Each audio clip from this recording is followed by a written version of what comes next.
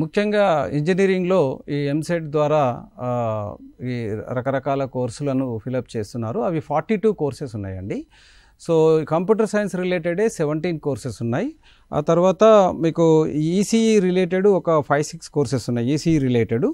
ఆ తర్వాత మీరు ట్రిపుల్ ఈ అండ్ ఈసీఈ చూసుకుంటే ఒక 9 కోర్సెస్ ఉన్నాయి. Civil, mechanical and allied subjects ఒక 10 ఉన్నాయి. అదర్స్ 12 ఉన్నాయి.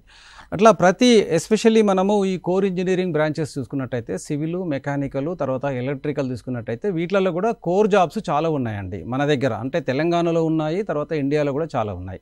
ప్రతి సంవత్సరం ఇంజనీరింగ్ సర్వీసెస్ కండక్ట్ చేస్తుంది. అట్లాగే ప్రతి సంవత్సరం దాదాపు అంటే ఎలక్ట్రికల్ డిపార్ట్మెంట్లో కూడా అంటే జెన్కోలో కావచ్చు, ట్రాన్స్కోలో కావచ్చు, దీంట్లో ఎలక్ట్రికల్ జాబ్స్ చాలా మెండుగా ఉన్నాయి.